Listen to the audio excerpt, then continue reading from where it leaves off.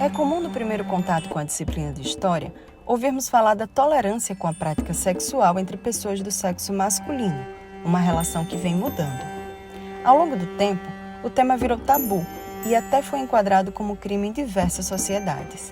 Nos últimos séculos, a religião e a ciência procuraram dar explicações morais ou evolucionistas para justificar o processo de marginalização não só da homoafetividade, como da própria feminilidade.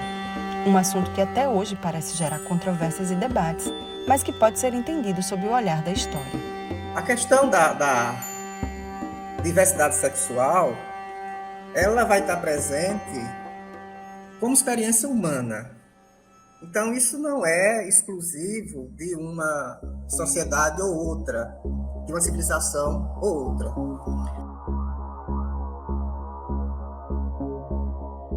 A gente não pode dizer que existia na Grécia e na Roma Antiga, nessas sociedades clássicas, que existia homossexualidade.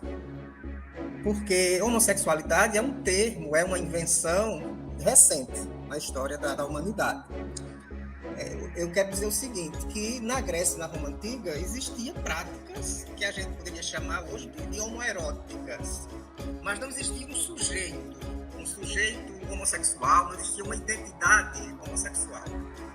Contudo, quando se trata da relação entre pessoas do mesmo sexo, a gente não pode cair na ingenuidade de pensar que nessas sociedades, vamos dizer assim, valia tudo, e tudo era permitido, que não existia limites, que não existia interdições a essas práticas. Pelo contrário, havia limites ali em relação a essa questão.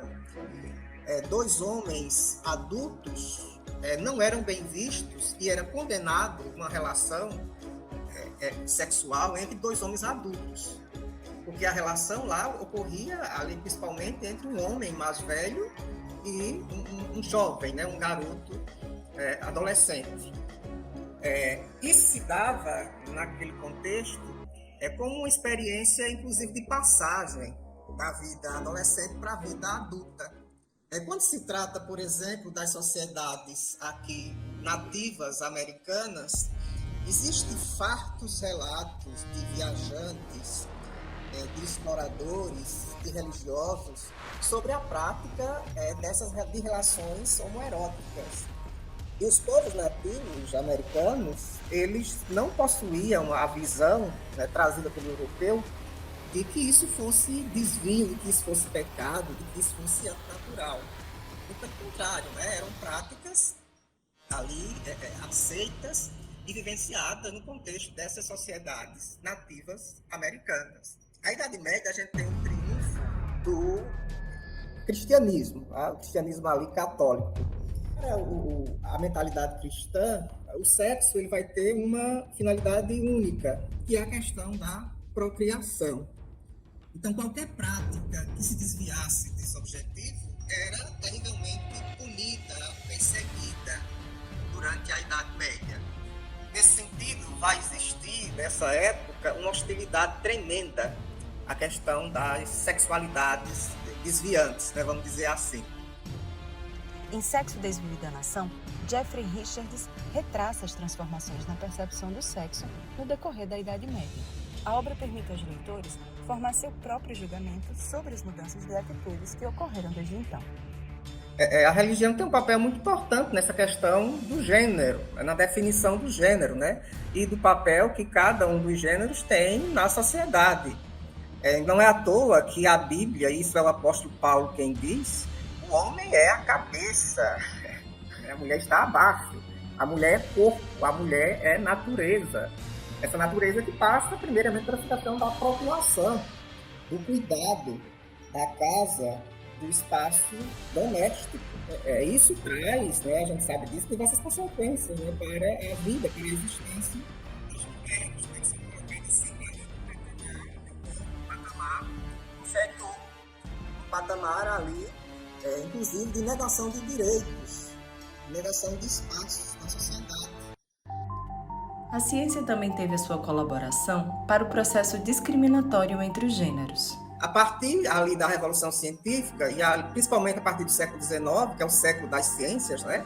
Ali a consolidação do saber científico, a partir daí a gente vai ter uma série de discursos médicos, legais, para justificar essa inferioridade da mulher em relação ao homem, baseado principalmente numa ideia de determinismo biológico.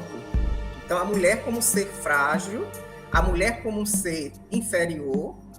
Então, o século XIX, ali a gente vai ter, principalmente a biologia, a psicanálise, a medicina, a antropologia, uma produção de discursos para inferiorizar a questão do gênero, né?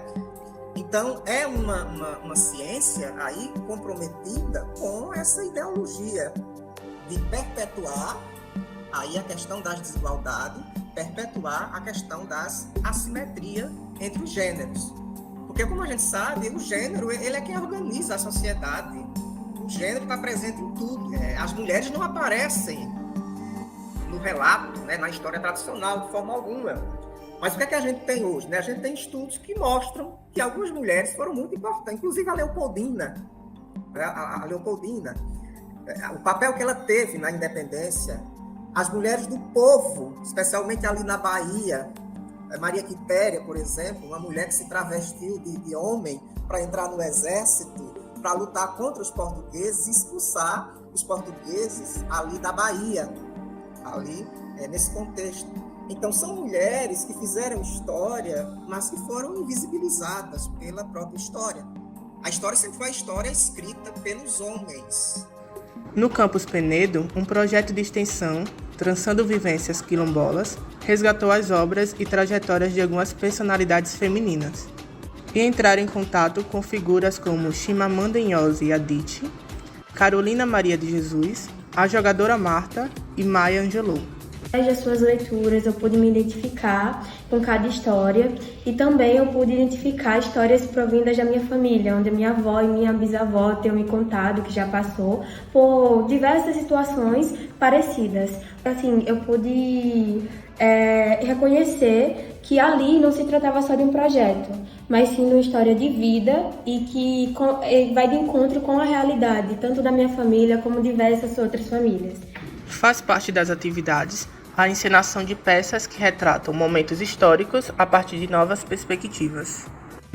Eu fiquei com um dos papéis principais, eu sou LGBT e muitas pessoas podem achar que por interpretar os principais, a pessoa tem que ter um jeito mais masculino, três jeitos impostos pela sociedade, que são ditos como masculino ou como feminino. Mas não, porque essas coisas não existiam naquela época. Quer dizer, naquela época para aquelas pessoas, para as pessoas quilombolas. Então, é importante a gente ressaltar aqui essas características de uma colonização que veio implantando suas idealizações no nosso povo originário do Brasil. Falar de gênero é falar de privilégios, é falar de violência.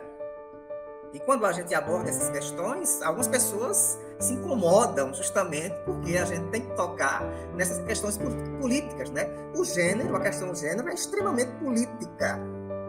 Não é à toa que a gente tem visto nos últimos tempos se levantarem discursos radicais contra a adoção, de se abordar isso em sala de aula, né, dentro do currículo, porque ele vai mexer com privilégios arraigados na sociedade e pessoas que se beneficiaram na vida toda desses privilégios, elas não vão querer abrir mão desses privilégios e elas não querem pensar sobre isso, né? Isso vai incomodar.